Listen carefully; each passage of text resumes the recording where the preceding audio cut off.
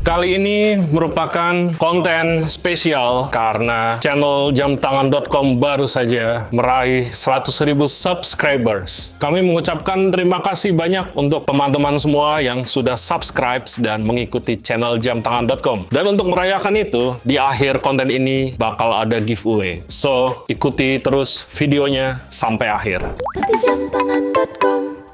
Pada momen spesial kali ini, gue akan membandingkan 3 jam tangan Seiko 5 Sports Field Series. Salah satunya ialah Seiko 5 Sports Field Series terbaru HDB 009K1. Dan jam tangan ini akan gue bandingkan side by side dengan Seiko 5 Sports Field Series sebelumnya, yaitu SRPG 35K1 dan SSK 025K1. Kira-kira perbedaan ketiganya apa? Oke, gue akan mulai dari desain. Pada model HDB 009K1, Seiko menambahkan kompas bezel dan ukurannya sedikit diperbesar daripada Seiko 5 Sport Field Series lainnya. Dan juga bezelnya bisa berputar dua arah tanpa klik. Dan di bezelnya juga diberi pipe loom. Kalau kita lihat pada model Seiko SSK 025K1 yang merupakan Seiko 5 Sports Field Series GMT, juga ada bezel di sini. Namun bezelnya ialah indikator 24 jam dan tidak bisa diputar karena fix bezel. Sementara model yang lebih lama lagi yaitu SRPG 35K1. Ini merupakan model yang memakai case dengan clean bezel. Pada HDB 009K1 kita bisa melihat finishingnya didominasi oleh brush finish. Sementara pada SRPG 35K1 finishingnya memakai bead blasting finish. Jadi kalau kita lihat finishingnya sangat matte karena bead blast itu metodenya berbeda. Sementara pada model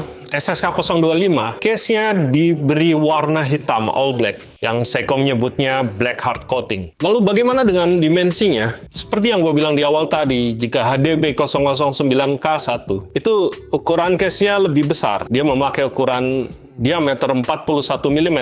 Sedangkan pada model SRPG 35K1 dan SSK 025K1, keduanya memakai dimensi case dengan diameter yang sama, yaitu 39,4 mm.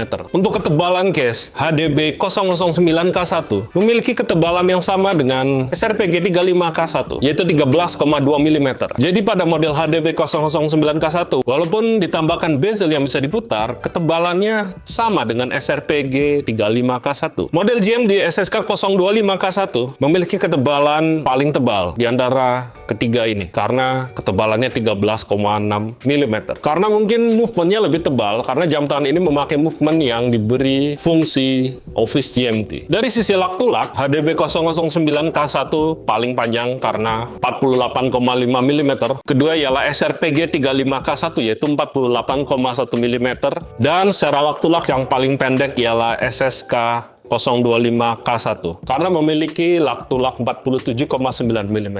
Jadi bisa dibilang plus minus di antara ketiga jam tangan ini. Untuk water resistant, ketiganya sama, memiliki 100 meter water resistance dan kacanya juga sama memakai curve hard like crystal. Mungkin di antara ketiga ini, menurut gua yang paling klasik military secara desain ialah SRPG 35K1. SSK 025K1 juga memiliki desain yang military klasik. Sedangkan HDB 009K1 karena hadirnya kompas bezel, dia menurut gua lebih ke adventure. Kalau kita lihat dial ketiganya, secara komposisi dan desain angka serta markernya bisa dibilang sama. Hanya saja HDB 009K1 outer ringnya dipasang lebih rendah daripada dial utama. SSK 025K1 pada pukul 3 relatif lebih simetris karena dia hanya ada jendela tanggal. Pada kedua model lainnya diberi jendela tanggal dan hari. Jadi windownya lebih panjang pada model yang memakai day date. Nah, ini yang berbeda. HDB 009K1 loomnya itu full ada pada indices Arabic penunjuk jam utama. Hadir juga pada minutes marker setiap 5 menit yang ada di outer ring dan ada juga di pipe bezel. model. Sementara itu kedua model lainnya, loomnya hanya hadir pada jarum dan minutes marker di outer ring. Nah, mungkin yang sedikit berbeda ialah aplikasi Arabic marker pada penunjuk jam utama. Pada SRPG 35K1 dan SSK 025K1, Arabic marker penunjuk jam utamanya terlihat timbul atau seperti di applied. Namun pada HDB 009 sebenarnya juga sama di applied, namun kita bisa melihat ada bagian yang membingkainya. Jadi tampilannya sedikit lebih 3D kalau kita lihat secara makro. Kemudian kalau kita lihat strapnya pada model SRPG 35K1 ini memakai fabric strap, tepatnya NATO fabric strap berbahan nilon yang bisa dilepas dan dipasang tanpa melepas spring bar. Sangat militeri sekali. Pada SSK 025K1 juga memakai NATO strap, namun tidak memakai material fabric nilon, tapi dia memakai leather strap. Namun mekanisme strapnya atau jenis style strapnya ialah NATO. Sedangkan pada HDB 009K1 ini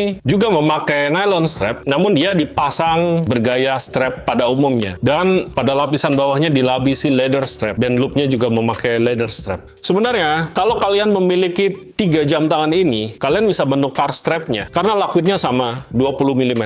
Bagaimana dengan harga? Di jamtangan.com, ketiganya ready stock. SRPG 35K1 dibanderol 4 jutaan, SSK 025K1 dibanderol 5,5 juta, dan HDB 009K1 ada di antara keduanya secara harga. Dia ada di 5,1 jutaan. Secara movement, HDB 009K1 dengan SRPG 35K1 itu sama, karena sama-sama memakai kaliber 4R36 yang memiliki komplikasi tanggal dan hari. Namun SSK 025K1 memakai kaliber 4R34 karena dia dibekali dengan fungsi Office GMT, di mana kalian bisa memutar jarum jam GMT secara independen.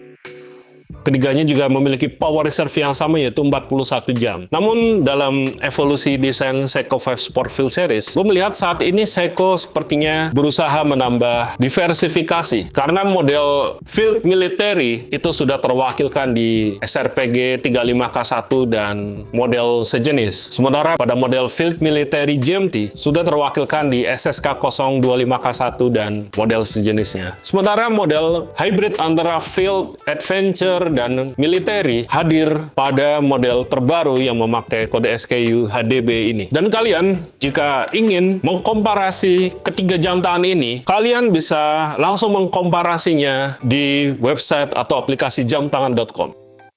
Seperti yang gue bilang tadi, di momen spesial 100.000 subscribers ini, gue akan memberi kalian giveaway. Dan jam tangan apa yang menjadi hadiah giveaway-nya? Ialah jam tangan ini. Ini adalah Seiko 5 Sports terbaru HDB 009K1. Bagaimana caranya kalau kalian ingin ikutan giveaway? Pertama, kalian wajib subscribe channel YouTube jamtangan.com ini. Kemudian, kalian wajib follow Instagram @mahwatch. Dan syarat yang ketiga, kalian wajib like, share, dan repost postingan Instagram di sini. Dan kalian harus jawab pertanyaan yang ada di caption konten tersebut, di kolom komen Instagram tersebut. Selain itu, kalian harus mencantumkan juga ID YouTube kalian di samping jawaban di komen Instagram tersebut. Pemenang akan diumumkan pada tanggal 10 Juli 2026. Di story Instagram @mahwatch dan di shorts YouTube channel jamtangan.com. Pemenang juga akan dihubungi oleh tim kami melalui DM. Jangan lupa download aplikasi jamtangan.com karena belanja di aplikasi dan website jamtangan.com itu lebih murah. Oke, good luck, semoga menang giveaway-nya. Jangan lupa